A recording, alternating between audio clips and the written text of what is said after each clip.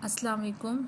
Chapter number 14, which is ratio and proportion. Today we start the theorem 14.14, which is the last theorem of chapter number 14. In the theorem 14.14 is if two triangles are similar. अब यहाँ पे जो बात हो रही है, कहते हैं if two triangle are similar not equal. Similar का मतलब है कि ये भी ट्राइंगल है, ये भी ट्राइंगल है, दोनों के नेम्स ट्राइंगल है, but it is not equal triangles, क्योंकि थ्योरम में है कि if two triangles are similar. Next कहते हैं then the measure of their corresponding sides are proportional.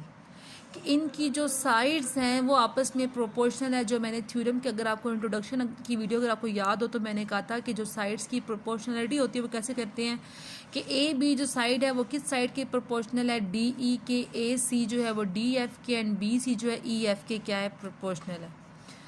अब गिवन में क्या है, गिवन में है कि if a triangle A B C and triangle D E F are similar triangle. तो सिमिल ये सिंबल जो होता है ये किसका सिंबल होता है, ये सिमिलर का सिंबल होता है. It is the similar triangle. Next कहते हैं दैट इज़, अब हमारे पास एंगल कन्ग्रेंट है. एंगल ए जो है वो एंगल डी के होगा, एंगल बी एंगल ई के होगा, एंगल सी एंगल एफ के कन्ग्रेंट होगा. यहाँ पे लिख दिया एंगल ए कन्ग्रेंट है, angle D angle B angle E के कन्ग्रेंट है, एंगल सी एंगल एफ के कन्ग्रेंट है.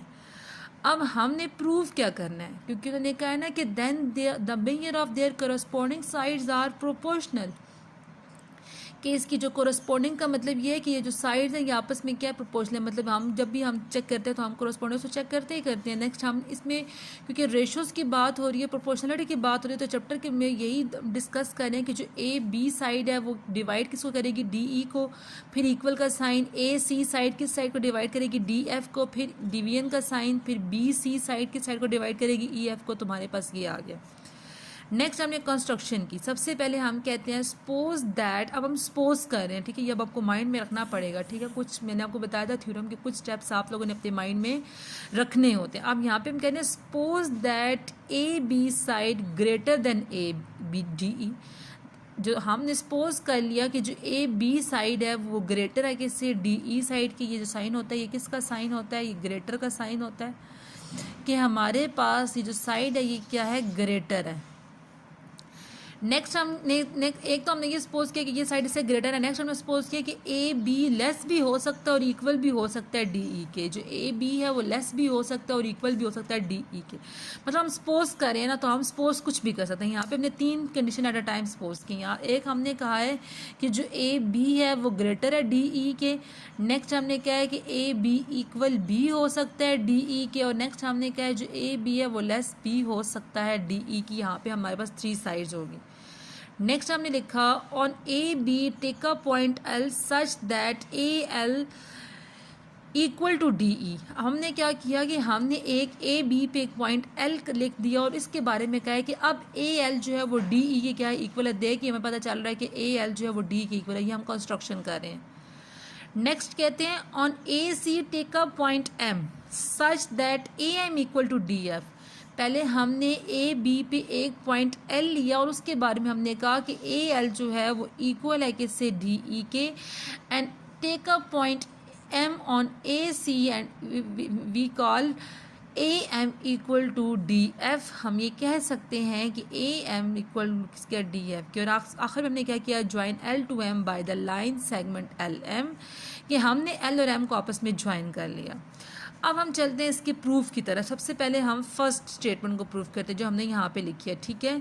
हम कहते हैं कि triangle A L M and D E F को हम चेक करें. हम कौन से ट्रायंगल को, एक हम ट्रायंगल ए एल एम और एक हम डी ई एफ को क्या कर रहे हैं, आपस में कोरस्पोंडिंग्स चेक कर रहे हैं. फर्स्ट ये बात हमने अपने गिवन में लिखी थी कि एंगल ए जो है एंगल डी के क्या है, कन्ग्रेंट है. नेक्स्ट हमने कंस्ट्रक्शन में ये बात लिखी कि जो ए एल है वो डी ई के इक्वल है और जो ए एम है वो डी एफ के इक्वल है. ये बात हमने कंस्ट्रक्शन में लिखी. वन एंगल और टू, हम कहते हैं कि जब वन एंगल और टू साइड्स आपस में कन्ग्रेंट, तो ट्राइंगल भी मेरे पास क्या होंगी, आपस में कन्ग्रेंट होगी. और हमने कौन सा पॉस्टुलेट यूज़ किया, S A S postulate, side angle side postulate. अब हम कहते हैं जब ट्राइंगल आपस में कन्ग्रेंट है तो इसके बारे में हम ये स्टेटमेंट दे सकते हैं कि अगर एंगल ए जो है वो डी के इक्वल है तो एंगल एल जो होगा, यहाँ पे जो एल पे बनने वाला एंगल होगा वो किसके होगा, ए के. जो एम पे बनने वाला एंगल होगा वो किसके इक्वल होगा, एफ के. यहाँ पे हमने लिखा कि एल एंगल किसकी इक्वल है, एंगल ई की, और एंगल एम किसकी इक्वल है, एंगल एफ की। तो यहाँ पे लिखा corresponding angles of a congruent triangle. But हमने गिवन में लिखा था कि जो बी एंगल है वो ई के कंग्रेंट है, जो सी एंगल है वो एफ के कंग्रेंट है। यहाँ पे हमने गिवन में ये बात लिखी थी। तो इसके अकॉर्डिंग हम कह सकते हैं कि यहाँ पे एंगल ई किसकी इक्वल है, एल के। तो यहाँ पे ई की जगह हमने क्या पुट कर दी है, एल। और यहाँ पे एंगल एम किसकी इक्वल है, एफ के। तो यहाँ पे हमने एफ की जगह क्या पुट कर दी है, एम। ये बात हमने अपने ऊपर वाली स्टेटमेंट को देख के लिखी कि अगर एंगल ई एल की इक्वल है तो ई की जगह हमने एल लिख दी, और अगर एंगल एफ जो है वो एम की इक्वल है तो एफ की जगह हमने एम लिख दिया। नेक्स्ट हमें देख के पता चल रहा है कि जो एल एम और बी सी लाइन है वो आपस में क्या है, पैरेलल है। ठीक है, क्योंकि ये जो एल एम है और बी सी आपस में क्या है, पैरेलल है। क्योंकि कोरस्पॉन्डिंग एंगल्स है, जब इनके एंगल्स आपस में इक्वल है तो इट्स मीन ये लाइंस आपस में क्या है, पैरेलल है। अब इसके अकॉर्डिंग अगर हम इस ट्रायंगल के अकॉर्डिंग अपना जो रेशियो प्रोपोर्शन वाली स्टेटमेंट लिखना चाहिए, जो आप थ्योरम नंबर 1 में आपने किया था, हमने कहा था कि जो ए एल है वो किसको डिवाइड करेगी, एल बी को, और जो ए एम है वो किसको डिवाइड करेगी, एम सी को।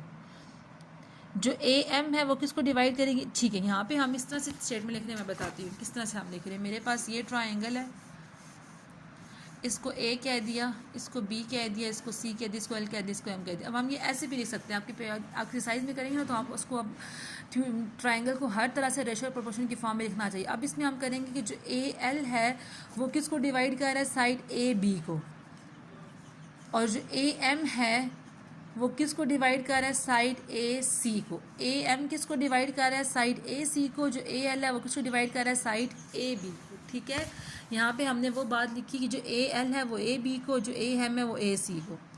नेक्स्ट हमने लिखा कि जो ए एल है, यहाँ पे हमने लिखा था जो ए एल है वो इक्वल है किसके, डी ई के। तो यहाँ पे हमने ए एल की जगह डी ई पुट कर दिया।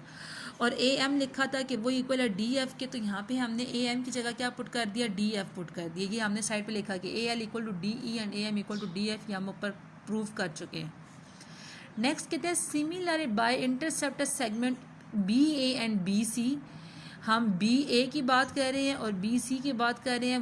वी प्रूव दैट जो डी ई है वो किसको करेगी डिवाइड, ए बी को, और जो ई एफ ओके अगर हम जो बी ए है और बी सी लाइन की बात करते हैं, बी ए और बी सी लाइन की, तो हम कहते हैं जो डी ई है, बी ए के जो वहाँ से कंक्रीट साइड कौन सी होगी, डी ई बी ए के, या बी ए हो गया या ए बी हो गया, बात ए की है।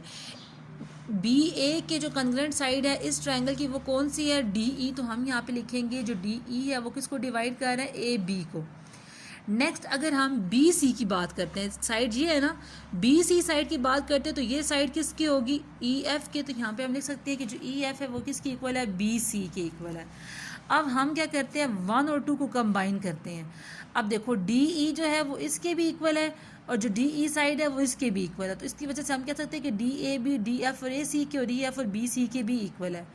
फिर अब हमारे पास यहाँ पे ए बी ऊपर आता है, डी ई नीचे आता है, ए सी ऊपर आता है, डी एफ नीचे आता है, बी सी ऊपर आता है, ई एफ नीचे आता है। तो हम यहाँ पे क्या ले लेंगे, इसका रेसिप्रोकल ले लेंगे। तो एक बात तो हमने प्रूव कर दी है, यहाँ तक हमने अपने थ्योरम की स्टेटमेंट प्रूव कर दी है। ठीक है, यहाँ तक अगर कोई इशू हो तो आप मुझसे डिस्कस कर सकते हैं, वैसे इतना मुश्किल नहीं है। नेक्स्ट स्टेटमेंट में हमने कहा था ना कि लेस की कंडीशन है, लेस या इक्वल की कंडीशन है। ठीक है, तो अब हम कहते हैं कि इफ़ ए बी लेस है डी ई से, अगर ए बी साइड जो है वो लेस है डी ई के, तो उसके बारे में हम कहते हैं कि it can similarly by prove by taking intercept on the side D A triangle D E F. अब अगर हम ट्रायंगल डी एफ की बात करते हैं तो हम कहते हैं जो ए बी है वो हमने ऊपर लिखा था, अगर हमारे पास ये हम इसी तरह से प्रूव कर सकते हैं जिस तरह हमने ये ऊपर प्रूव किया। तो नेक्स्ट हमारे पास नेक्स्ट कंडीशन है कि अगर ए बी डी ई के इक्वल हो तो हम ए बी सी और डी एफ को सब चेक कर लेते हैं कि एंगल ए डी के कंग्रेंट होगा, एंगल बी के कंग्रेंट होगा, ए बी डी ई के। तो हमारे पास दोनों ट्रायंगल आपस में कंग्रेंट होंगी। जब दोनों ट्रायंगल आपस में कंग्रेंट होगी तो इट्स मीन उसकी जो कोरस्पोंडिंग्स है वो भी आपस में क्या होगी, इक्वल होगी। Hence the result is true for all the cases, कि जो हमने केसेस लिए कि या तो लेस होगी या ग्रेटर होगी या इक्वल होगी, तो हमने उसके अकॉर्डिंग भी प्रूव कर सी। लेस वाली जैसे हमने ग्रेटर वाली प्रूव किया, उन्होंने कहा कि लेस वाली भी आप सिमिलरली इस तरह से लेके आप प्रूव कर सकते हो। जो इक्वल है तो उसमें उन्होंने ट्रायंगल्स की इक्वलिटी को चेक किया। जो ट्रायंगल आपस में, जब साइड्स आपस में कन्वर्ट हो, ट्रायंगल आपस में कन्वर्ट होगी। जब ट्रायंगल आपस में कन्वर्ट हो तो इट्स यहाँ पे ये वाली जो स्टेटमेंट है ना उसको इक्वल टू 1 लिख दिया कि वाकई ये भी सारे इसी, जब ट्रायंगल्स आप कन्वर्ट हो ये भी सारे 1 की इक्वल होंगे। तो कहते हैं hence the result is true for all cases, the theorem is complete. अगर आपको कोई इशू है तो आप मुझसे डिस्कस कर सकते हैं।